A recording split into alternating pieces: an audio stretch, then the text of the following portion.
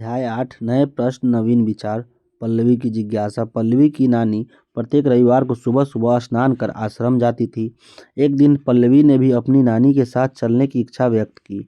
अगले रविवार को पल्लवी अपनी नानी के साथ आश्रम पहुंची। वहां एक साधु बाबा कथा सुना रहे थे। उस कथा में कई ऐसे शब्द थे जिसका अर्थ पल्लवी नहीं समझ पा रही थी, जैसे आत्मा, परमात्मा, ब्रह्मा आदि। बच्चों, जैसा कि आपने कक्षा 6 या 7 में पढ़ा है कि 6 एवं 7 में पढ़ा है कि वैदिक काल जो 1000 से 600 ईसा पूर्व में से लोहे का प्रचलन काफ़ी बढ़ गया था। इससे कृषि क्षेत्रों का विस्तार हुआ और कृषि उत्पादन में वृद्धि हुई। लौह उपकरणों के बढ़ते प्रयोग ने समूची अर्थव्यवस्था को प्रभावित किया। इसी के आधार पर समाज में अलग अलग व्यवसायों, व्यापार, वाणिज्य, सिक्कों का प्रचलन एवं नगरों का उदय हुआ। उत्तर वैदिक काल से वर्ण व्यवस्था और भी जटिल होती जा रही थी। प्रारंभ में यह व्यवस्था कर्म पर आधारित थी। बाद में इसका निर्धारण जन्म के आधार पर होने लगा। ब्राह्मण, क्षत्रिय, वैश्य और शूद्र में ब्राह्मण एवं क्षत्रिय समाज में सबसे प्रभावशाली वर्ण थे। शूद्र कर्ज, नगरों, नागरिक जीवन को ब्रह्मा ग्रंथ, घृणा एवं तिरस्कार की दृष्टि से देखते थे। इसमें ब्राह्मणों की स्थिति सबसे अच्छी थी। क्षत्रिय सुविधा प्राप्त होने के बावजूद ब्राह्मणों से नीचे थे। वैश्यों के साथ भी यही बात थी। आर्थिक क्षेत्र में प्रगति के चलते वे काफ़ी धनवान एवं खुशहाल हो गए थे। कुछ व्यापारियों के पास तो शासकों से भी अधिक धन था, परंतु वर्ण व्यवस्था के कारण उनका स्थान तीसरा ही था। शूद्रों की हालत तो सबसे दयनीय थी। अतः समाज का प्रत्येक वर्ग ब्राह्मणों को छोड़कर परिवर्तन चाहता था, जिससे उन्हें भी समाज में समान अधिकार प्राप्त हो सके। इसके अलावा समाज में जाति प्रथा, दिखावा एवं कर्मकांड आदि बढ़ गए थे। बड़े और खर्चीले यज्ञों में पशुओं की बलि दी जा रही थी। फलतः बड़ी संख्या में पशुओं का सफाया हो रहा था। ऐसी स्थिति में जनसाधारण लोगों के लिए धर्म का पालन बड़ा कठिन हो गया था। लोग एक ऐसी धार्मिक व्यवस्था चाहते थे जिसमें सबके लिए स्थान हो। ऐसी ही परिस्थिति में लगभग 600 ईसा पूर्व के आसपास उपनिषदों का संकलन हुआ। उपनिषद उत्तर वैदिक काल का हिस्सा थे। उपनिषद का शाब्दिक अर्थ होता है गुरु के समीप बैठना। उपनिषद के कठिन विषय जैसे आत्मा, परमात्मा, ब्रह्मा आदि पर चर्चाएं मिलती है। प्रायः यह चर्चाएं समान वार्तालाप के रूप में मिलती है, जैसे पिता पुत्र से, पति अपनी पत्नी से, ब्राह्मण क्षत्रिय से, और है ना, गुरु शिष्य एवं जनसाधारण के बीच वार्तालाप। इन वार्तालापों में ज़्यादातर पुरुष भाग लेते थे। कभी कभी गार्गी जैसी स्त्री विचारकों का भी उल्लेख मिलता है। गार्गी राज दरबारों में होने वाले वाद विवादों में हमेशा भाग लिया करती थी। बच्चों, आप लोगों ने नचिकेता का नाम सुना होगा। नचिकेता आप ही की तरह एक बालक था। उसके मन में एक बार सवाल उठा, मरने के बाद हमारा क्या होता है। उसे पता चला कि यमराज ही मृत्यु के देवता है, अतः उसी से यह सवाल करना चाहिए। वह निर्भीक होकर सीधे यमराज के पास गया और पूछा, मरने के बाद हमारा क्या होता है। नचिकेता की उम्र को देखते हुए यमराज उसे इस प्रश्न का उत्तर नहीं देना चाहते थे। इस प्रश्न के बदले मैं तुम्हें सोना दूंगा, चांदी दूंगा, गाय दूंगा, मगर तुम इस प्रश्न को न पूछो। इसका उत्तर तो देवता भी नहीं जानते। नचिकेता यमराज के सारे प्रलोभनों को ठुकरा कर अपने प्रश्न पर अड़ा रहा। उसकी निर्भीकता और ईमानदारी से खुश होकर यमराज ने आत्मा का स्वरूप बताते हुए कहा, यह आत्मा न जन्म लेती है और न मरती है, न यह किसी दूसरे से उत्पन्न होती है और न कोई दूसरा ही उससे उत्पन्न हुआ। शरीर के नष्ट होने पर भी वह नहीं मरती। याज्ञवल्क्य और उसकी पत्नी का वार्तालाप भी उल्लेखनीय है। याज्ञवल्क्य ने घर छोड़कर जंगलों में रहने की इच्छा व्यक्त की। इस अवसर पर उसकी पत्नी मैत्रेयी ने उससे लंबी बातचीत, है ना, प्रश्नोत्तर के रूप में की। इस बातचीत का मतलब था कि धन संपत्ति से आदमी बड़ा नहीं होता। अपने और अपने समाज के लोगों की समस्याओं के बारे में सोचने से ज्ञान की प्राप्ति होती है। कभी कभी समाज के गरीब पुरुष भी इस चर्चा में भाग लिया करते थे। सत्यकाम जावाल का एक ऐसा ही गरीब व्यक्ति था। उसके मन में सत्य जानने की इच्छा हुई, इसलिए वह गौतम नामक ब्राह्मण के पास गया। गौतम ने उसे अपने शिष्य के रूप में स्वीकार किया। आगे चलकर सत्यकाम जावाल अपने समय के प्रसिद्ध विचारक बन गए। इस प्रकार 6वीं शताब्दी ईसा पूर्व में जिस समय जनसाधारण में धर्म के प्रति लगाव कम होता जा रहा था, तत्कालीन समाज में कर्मकांडों की प्रधानता बढ़ती जा रही थी। उपनिषदों की शिक्षा ने लोगों को नए ढंग से सोचने एवं विचार करने का रास्ता दिखाया। ऐसी ही परिस्थिति में कुछ विचारकों ने समाज में फैली बुराइयों का विरोध कर नए विचारों और सिद्धांतों को लोगों के सामने रखा। इन विचारकों में गौतम बुद्ध तथा महावीर प्रमुख थे। बुद्ध का जन्म 563 ईसा पूर्व नेपाल की तराई में स्थित कपिलवस्तु के लुम्बिनी वन में हुआ था। इनके पिता का नाम शुद्धोधन था तथा माता का नाम महामाया था। इनके बचपन का नाम सिद्धार्थ था। सिद्धार्थ बचपन से ही चिंताशील थे। अन्य बालकों की तरह वह खेल कूद में उनकी रुचि नहीं थी। वे प्रायः एकांत में बैठकर जीवन मरण की गंभीर समस्याओं पर विचार किया करते थे। आगे चलकर यशोधरा से इनका विवाह हुआ। इनके पुत्र का नाम राहुल था। सिद्धार्थ ने अपने चारों ओर लोगों को कष्ट में पाया। अपने प्रारंभिक जीवन काल में बुद्ध ने अलग अलग दुखों से पीड़ित लोगों को, जैसे रोगी को, बूढ़े व्यक्ति को, मृतक की अर्थी को एवं एक सन्यासी को देखा। क्या क्या देखा? रोगी को एक देखा और बूढ़े व्यक्ति को और मृतक की अर्थी को और एक सन्यासी को देखा। इन दृश्यों को देखने के बाद उनके मन में कई प्रश्न उठे। आदमी क्यों बूढ़ा होता है? क्यों उसकी मृत्यु होती है? उन्होंने सोचा संसार के सभी सुख बेकार है और कम समय के लिए। अतः अपने प्रश्नों का उत्तर पाने के लिए एक रात अपने प्रिय घोड़े पर सवार होकर घर से निकल पड़े। किसी असहाय और दुखी व्यक्ति को देखकर आप क्या सोचते हैं? सिद्धार्थ ने अनेक आचार्यों गुरुओं से शिक्षा ग्रहण की, किंतु उसे संतोष नहीं हुआ। उसके बाद उन्होंने 6 वर्षों तक कठोर तपस्या की और अंत में अन्न जल सब त्याग दिया। इसी समय गाने वाली स्त्रियों से उन्होंने यह शब्द सुने, अपने वीणा के तार को इतना मत कसो कि वे टूट जाए और न इतना ढीला करो कि उनसे संगीत ही न निकले। अर्थात परिस्थिति के अनुसार ही जीवन जीने की कोशिश करनी चाहिए। सिद्धार्थ ने यह सुनकर मध्य मार्ग को ही ठीक समझा। गया के पास बोध गया में एक पीपल वृक्ष के नीचे उन्होंने अपने प्रश्नों का उत्तर मिला, जिसके कारण उन्होंने घर छोड़ा था, अर्थात उन्हें सत्य का ज्ञान मिला। ज्ञान की प्राप्ति के बाद उन्हें बुद्ध कहा जाने लगा और उनके शिष्य बौद्ध कहलाए। महात्मा बुद्ध ने अपना पहला उपदेश सारनाथ में दिया था। यह घटना धर्म चक्र परिवर्तन कहलाई। इस घटना को यादगार बनाने के बाद सम्राट अशोक के दरबार में आप विस्तृत रूप से अगले अध्याय पढ़ेंगे। सारनाथ में एक विशाल स्तूप का निर्माण कराया था। अशोक द्वारा निर्मित सारनाथ का ये स्तूप है। उसके बाद बुद्ध ने मगध, वैशाली और भारत के अन्य जगहों पर घूम कर अपने उपदेशों को लोगों के सामने रखा। शीघ्र ही उनका बौद्ध धर्म लोकप्रिय हो गया। 80 वर्ष की आयु में 483 ईसा पूर्व में कुशीनगर, जो कि गोरखपुर में है, उनकी मृत्यु हो गई। मगध के राजा बिंबिसार उनके प्रमुख अनुयायी थे। मगध के राजा बिंबिसार, है ना, उनके प्रमुख अनुयायी बने। भगवान बुद्ध एवं बौद्ध भिक्षुओं को मरणोपरांत उनके शारीरिक अवशेषों पर निर्मित संरचनाओं को स्तूप कहा जाता है। सारनाथ, नालंदा, सांची आदि जगहों पर ऐसे स्तूप देखे जा सकते हैं। महात्मा बुद्ध का उपदेश देते हुए चित्र, ये तो पूरी तरह ब्लर है। बुद्ध ने जात पात, ऊंच नीच के भेदभाव तथा धार्मिक जटिलता को गलत बताया। एक आदमी अच्छा है या बुरा, यह बात उसके व्यवहार को देखकर कही जा सकती है। बुद्ध के सिद्धांत को समाज का कोई भी वर्ग अपना सकता था। उन्होंने लोगों को दयालु तथा मनुष्यों के साथ साथ जानवरों एवं पशु पक्षियों से भी समान रूप से प्रेम करने की शिक्षा दी।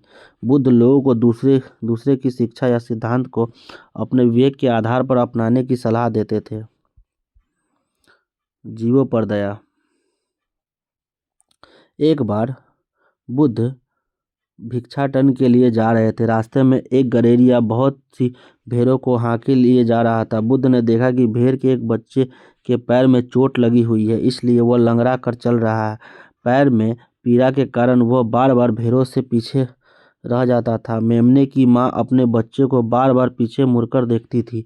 बुद्ध ने उस मेमने की पीड़ा देखी नहीं गई। बुद्ध से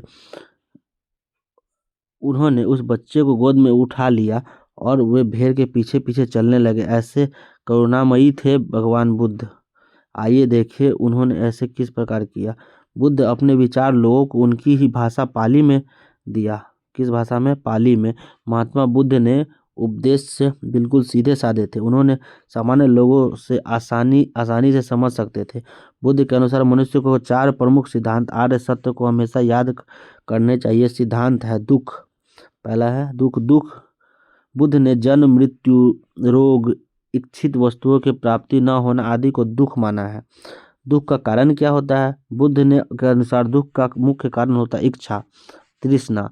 जब मनुष्य को कोई इच्छित वस्तु नहीं मिल पाती है तब उसे दुख होता है। दुख निरोध। बुद्ध के अनुसार इच्छाओं का नियंत्रण कर सांसारिक दुखों को दूर किया जा सकता है। दुख निरोधक मार्ग। बुद्ध ने दुखों को दूर करने का मार्ग भी बताया है जिसे अष्टांगिक मार्ग कहते हैं। इसे मध्यम मार्ग भी कहते हैं क्योंकि यह मार्ग न तो अधिक सरल है और न अधिक कठिन।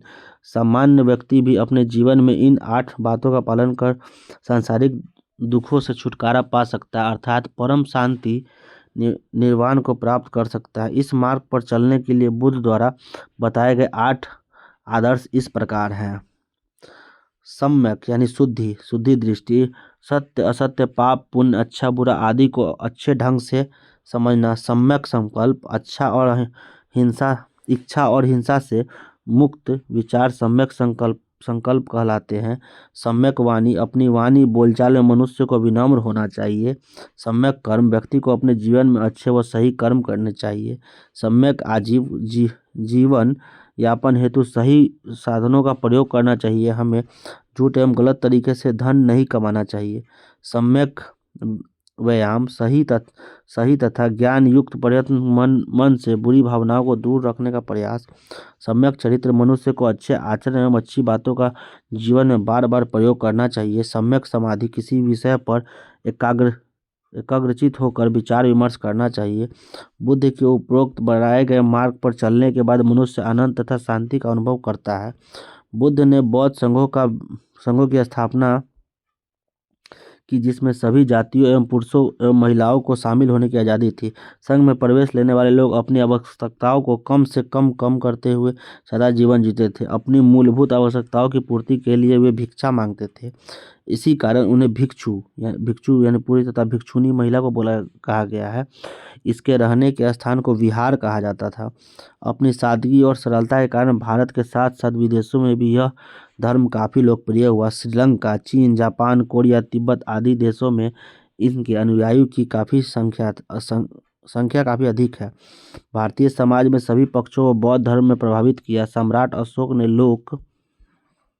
लोक कल्याण, अहिंसा, धार्मिक सहिष्णुता तथा साम्राज्य विस्तार न करने का निश्चय बौद्ध धर्म से प्रभावित होकर किया।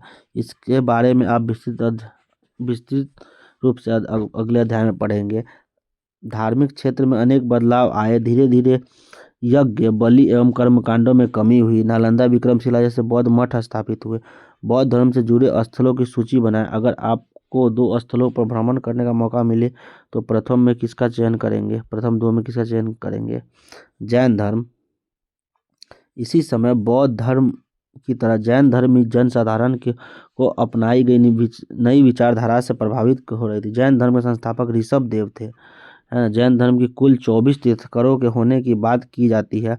तीर्थंकरों का अर्थ होता है धर्म का प्रचार करते हुए दूसरे को रास्ता बताने वाला होता है। तीर्थंकरों के क्रम में 23वें तीर्थंकर पार्श्वनाथ थे जो काशी अश्वसेन के पुत्र थे। जैन शब्द जीन शब्द से निकला जिसका अर्थ होता है जीतने वाला। 24वां तथा अंतिम तीर्थंकर महावीर इस धर्म के सर्वाधिक महत्वपूर्ण विचारक थे। इन्होंने इस धर्म में अपेक्षित सुधार करके इसका व्यापार स्तर पर प्रचार किया। महावीर का मूल नाम वर्धमान था। वर्धमान का जन्म 540 ईसा पूर्व वैशाली के निकट कुंडल ग्राम में हुआ था। इनके पिता सिद्धार्थ जातक क्षत्रिय कुल के प्रधान थे। इनकी माता त्रिशला वैशाली की लिच्छवी राजकुमारी थी। लिच्छवी राज्य था या गणराज्य पता करें।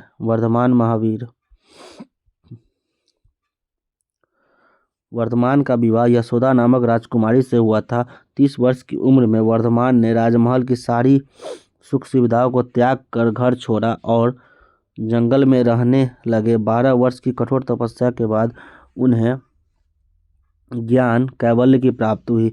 महात्मा बुद्ध एवं भगवान महावीर के प्रारंभिक जीवन में आप क्या समानताएं पाते हैं, चर्चा कीजिए। ज्ञान प्राप्ति के बाद महावीर कहलाए। 72 वर्ष की उम्र में 468 ईसा पूर्व में पावापुरी में उनकी मृत्यु हुई। पावापुरी का जल मंदिर है ये। भगवान बुद्ध की तरह महावीर के उपदेश सरल थे। जैन धर्म में सदाचार के अच्छे आचरण के लिए कई सुझाव बताए गए हैं। जैन धर्म में अहिंसा का मुख्य स्थान है।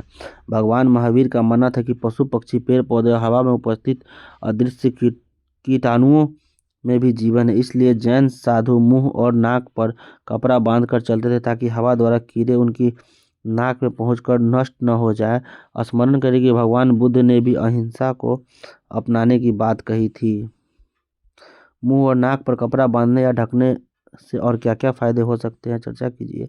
जैन धर्म के अनुसार मनुष्य को सत्य का सहारा लेकर जीवन जीने की कोशिश करनी चाहिए। सत्य पूर्वक जीने के लिए मनुष्य को क्रोध, लोभ और भय तीनों का परित्याग करना चाहिए। महावीर ने लोगों से चोरी न करने की बात कही। बिना आज्ञा और अनुमति के हमें दूसरों का सामान नहीं लेना चाहिए। इसके साथ ही ईमानदारी पर बल देते हुए आवश्यकता से अधिक धन का संग्रह न करने की बात कही। भगवान बुद्ध की तरह अच्छे चरित्र के निर्माण के लिए महावीर ने लोगों से ब्रह्मचर्य का पालन करने की बात कही। इसका अर्थ है मनुष्य को अपने मन पर नियंत्रण रखना चाहिए। महावीर ने अपनी शिक्षा आम लोगों की भाषा प्राकृतिक में दी। देश के अलग अलग हिस्सों में प्रकृति के अलग अलग रूप प्रचलित थे। जैसे मगध में बोले जाने वाली प्राकृतिक मागधी कहलाई। महावीर ने सभी मनुष्यों को समान माना, इसलिए स्त्रियों को पुरुषों के समान संघ में प्रवेश देना स्वीकार किया। स्मरण करें, उपनिषदों में गार्गी जैसी स्त्रियां विचारकों का उल्लेख है। भगवान बुद्ध ने भी अपने संघ में स्त्रियों को प्रवेश की आज़ादी दी थी। बुद्ध तथा महावीर दोनों का मानना था कि घर का त्याग करने पर ही सच्चे ज्ञान की प्राप्ति हो सकती है। ऐसे लोगों के लिए उन्होंने संघ नामक संगठन बनाए जहां घर का त्याग करने वाले लोगों को एक साथ रह सके। महावीर ने अपने उपदेशों में कर्म की प्रधानता दी। उनके अनुसार मनुष्य भी अच्छे कार्यों द्वारा पूजनीय बन सकता है। जीवन का उद्देश्य आनंद की प्राप्ति। इस प्राप्ति के लिए जैन धर्म में 3 मार्ग बताए गए। सम्यक दर्शन।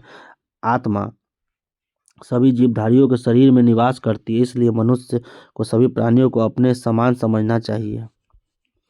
सम्यक ज्ञान। सम्यक दर्शन से सम्यक ज्ञान की प्राप्ति होती है और मनुष्य को अज्ञानता, क्रोध, लोभ, मोह आदि से छुटकारा मिल जाता है। सम्यक चरित्र, इसका अर्थ अच्छे आचरण एवं व्यवहार से अपने विचारों और बोली पर नियंत्रण रखने से अच्छे चरित्र की प्राप्ति होती है। जैन धर्म में इसे त्रिरत्न भी कहा गया है। जैन धर्म में अनुयायियों को ऐसा माना है कि इस मार्ग पर चलने से मनुष्य जीवन मरण के दुखों से छुटकारा पा सकता है। बौद्ध धर्म में अष्टांगिक मार्ग की तुलना जैन धर्म के त्रिरत्न से कीजिए।